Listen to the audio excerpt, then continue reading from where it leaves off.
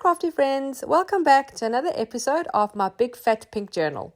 Today we're going to be making some paper ruffles. I'm going to be showing you 6 different ways to make them, and not all of them need a sewing machine. I'm also going to make them with different kinds of papers, so hopefully you have something in your stash that you can make your paper ruffles too. As I always encourage, use what you have. Ruffles are a great way to decorate your pages. You can put them on your page edges, you can decorate pockets, tags, ephemera, and they're great for a mass make to have ready to use. So I've collected a few bits and pieces from my stash. I have some ribbon that's color coordinated to my journal. I have this beautiful printed tissue paper, some sheet music. I also have some tissue paper from a vintage dress pattern, a book page, a piece of vellum, and a piece of printable from the kit that I've used in my journal. I'm going to start with the printable. I'm going to use a ruler just to tear a strip of this paper. You can use a cutter if you prefer straighter lines. I like rough edges, and I'm not really measuring, but it's roughly about 2.5 centimeters wide. The reason I'm using this is because I like continuity in my journal, so when I use a ruffle made from the printable, it connects to the designs in the rest of my journal. I'm just tearing off the little white edges. I only want the pattern. I'm now going to tear 2 strips from my book page. These are going to be slightly wider. Again, no measurements, I'm just going to eyeball it. Now, my personal preference is to use a thinner paper for paper ruffles. Something like a scrapbook paper I find too thick and difficult to work with. And then one of the strips that I tore earlier, I'm going to tear that smaller. I'm going to tear it in half so it's thinner.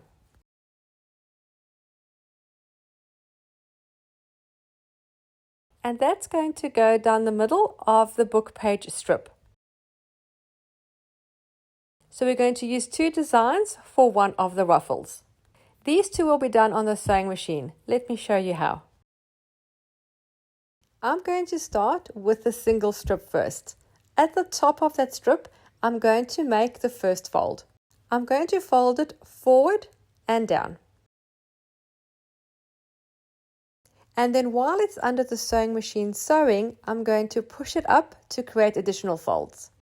So I'm placing that first initial fold under the foot of the machine, and I'm going to start sewing, and I'm going to be sewing slowly.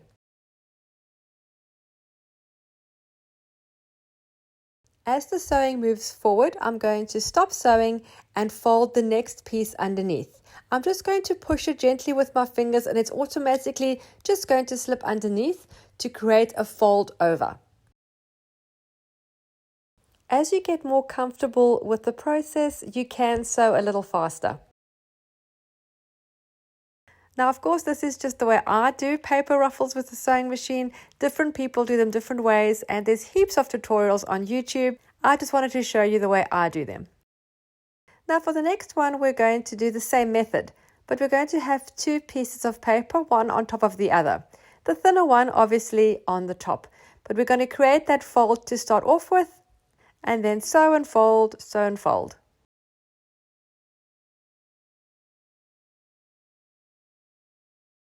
Now, if you only have short strips of paper and you want to make a long ruffle, or if you want to make a long continuous ruffle that you can roll up and use in journals going forward, you just need to add the next piece of paper on top the one below, just overlapping slightly, and then continue slowly.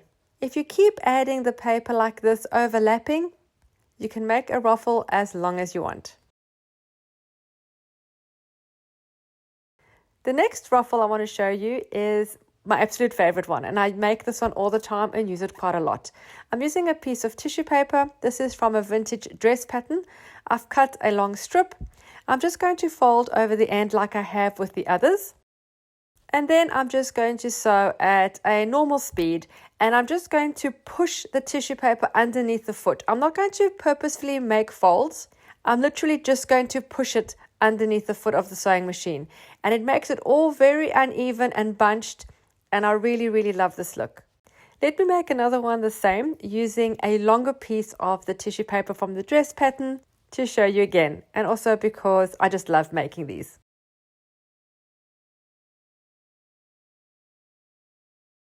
This method I find easiest with tissue paper because it is soft. To try and do this with a normal like copy paper does not get the same effect. Let me show you up close all the sewing machine ruffles that I've just made. As you can see, this one is very rustic and uneven, and like I said before, my favorite. Easy and quick to make and gives so much texture to your pages. These ones are more intentional with their folds.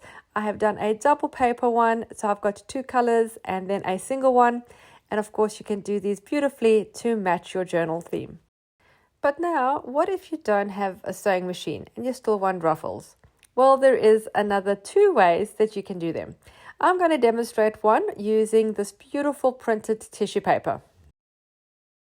Again, for this method, using tissue paper would work best.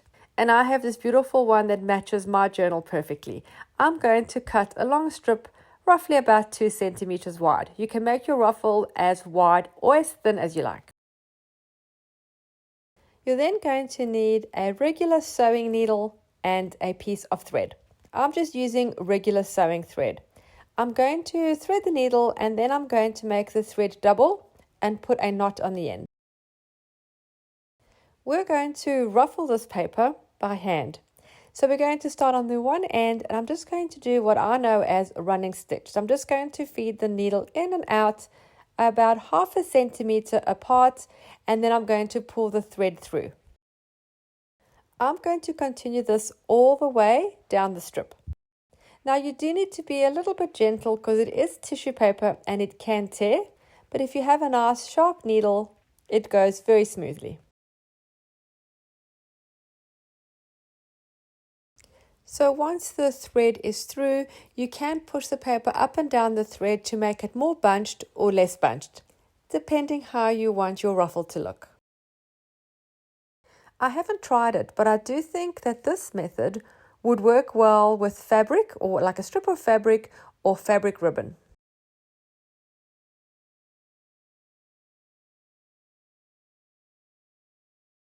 And this is our hand ruched paper ruffle.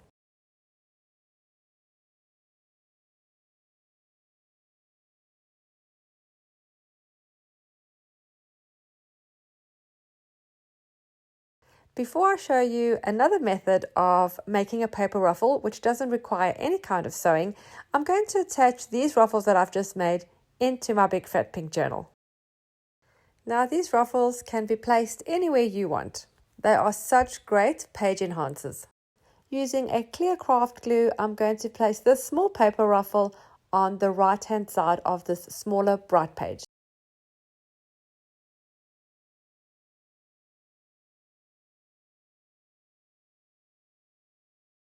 The other vintage pattern tissue paper ruffle is going to go on this encyclopedia page. Now, if you've made a really long ruffle that you've sort of keeping in a roll, or the one you've made is a little bit too long for your page, you can just snip it at the bottom or the top. I do leave a little bit of overhang on mine, only because I like bits sticking out of my book once it's closed. The hand sewn one with a beautiful pink flowered tissue paper is going to go on this plainer coffee stained page. I'm just going to adjust the ruffle so it fits more on the smaller page.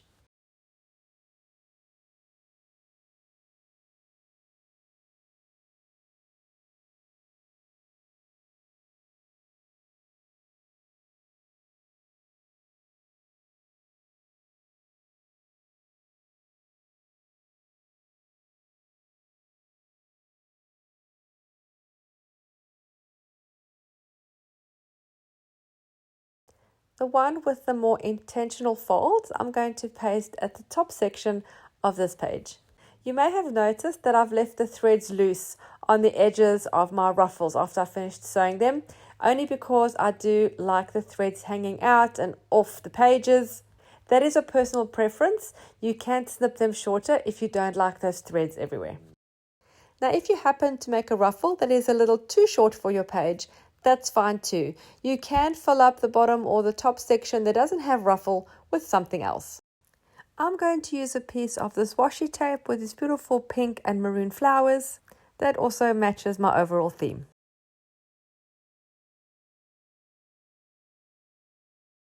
I also had this pink butterfly that I wasn't sure if I would use. I tried it in a few different places but decided not to use it this time. Now, if you don't want to do any kind of sewing, there is another way that you can attach a ruffle to your page. I've got a piece of vellum to demonstrate this. I'm just going to again tear a strip roughly about 1 centimeter wide, and then I'm going to find the page it's going to go on. I think this bright page will work great with the plain vellum that I'm using. I'm going to put a piece of double-sided tape down the edge of the page where I want my ruffle to be.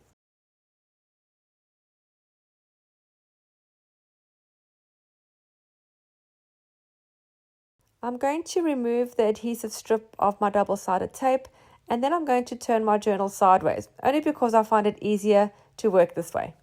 I'm going to stick the one end of the vellum strip on the page edge where the double-sided tape starts. I'm then going to fold the vellum to the left and then press down.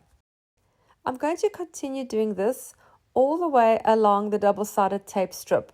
This will create the ruffle.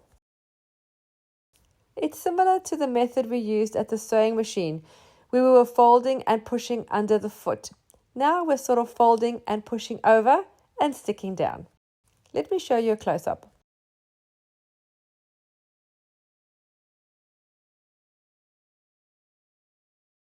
If your vellum strip is not long enough, you can just cut another piece and continue on with the folding.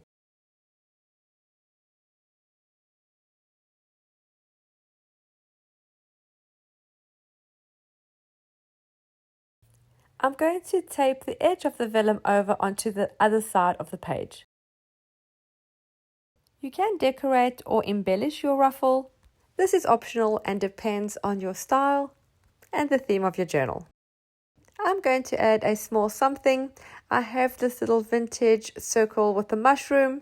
I'm just going to cut that out and stick it just for some added interest.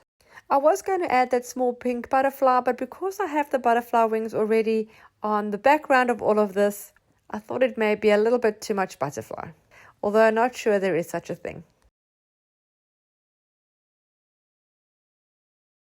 Now, one more method I want to show you is a ruffle using ribbon.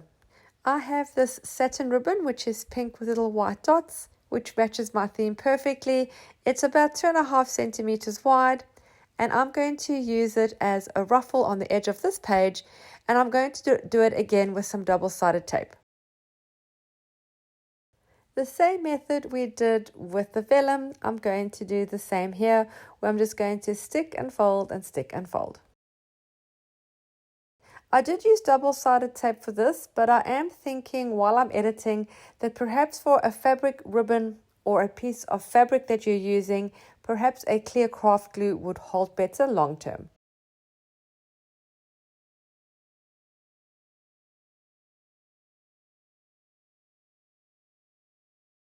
I'm going to trim off the excess ribbon on the edges. How cute does that look? And I love the chunkiness it adds to my journal. I really hope you enjoyed this video and the different ways that I create ruffles. Thank you so much for taking the time to watch. Don't forget to subscribe and hit the little bell so you're notified every time I upload new content. Thanks again for watching. Happy creating, and I'll see you again soon. Bye.